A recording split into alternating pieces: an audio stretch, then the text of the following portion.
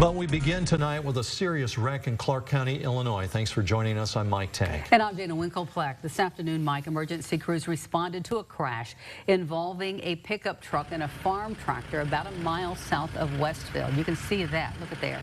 It happened along Route 49. Illinois State Police say that multiple people hurt, 2 people flown from the scene. The road is currently closed for cleanup. No further information has been released at this time, but we will keep you updated as more details do become available.